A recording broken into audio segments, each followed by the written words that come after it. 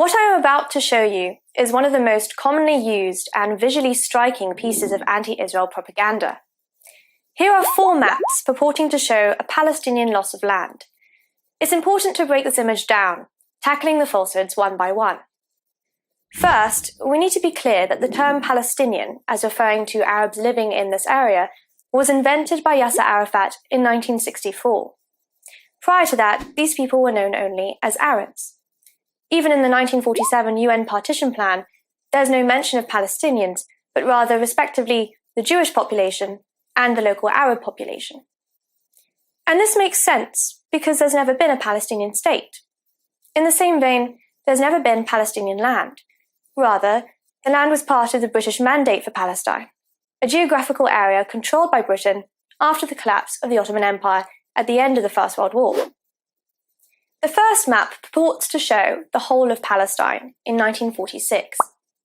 The flag you see here was actually first adopted in 1964 by the PLO.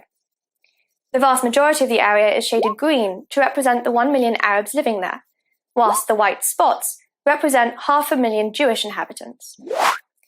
This map conveniently omits the area of the Mandate which, on the 15th of May 1923, Britain severed to create an independent Transjordan, handing 3/4 of the British Mandate. This created the Hashemite Kingdom, which we know today simply as Jordan, a Muslim Arab state with a population of 70% Arab Palestinian descendants. By refraining from depicting the whole of the British Mandate, the propagandist presents it as 1/4 of its actual size, and falsely represents it as Palestinian land. The second map suggests that the UN partition plan, which ended the British Mandate, established Jewish land and Palestinian land. While the partition plan called for the creation of a Jewish state and a state for the local Arab population, the Arabs rejected the plan. They refused to accept the existence of a state for the Jews, so a second state, after Jordan, for the local Arab population never materialized. Instead, in 1948, within hours of its declaration of independence, 7 Arab countries attacked Israel with the intent of annihilating it. The end of that war, in which the fledgling Jewish state defended itself and fought for its very survival, brings us to the third map. Often called the 67 borders, these are neither borders nor do they date from 67. This is in fact the armistice line of 1949, simply reflecting which entity controlled what land when the fighting stopped. Map number 3 represents Gaza and the West Bank as Palestinian land. This is again a falsehood. The West Bank was land occupied by Jordan from 1948 to 67 and ethnically cleansed of its Jews.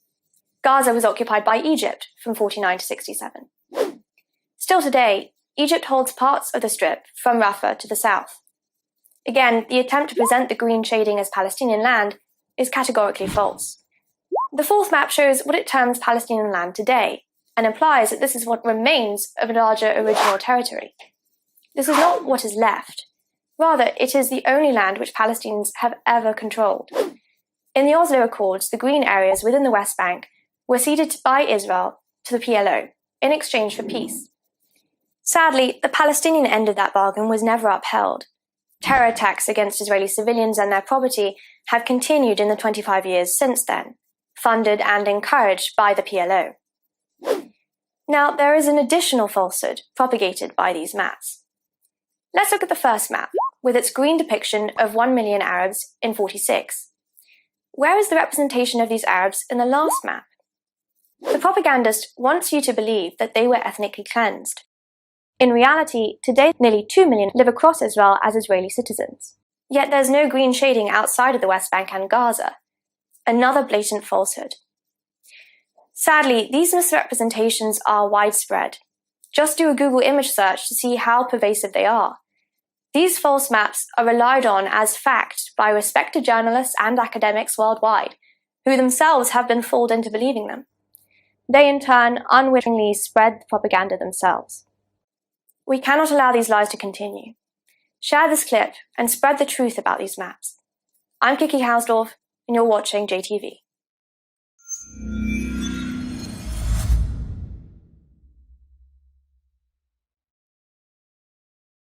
To stay up to date with the latest JTV content, if you're on YouTube, click subscribe below the video and the alarm bell.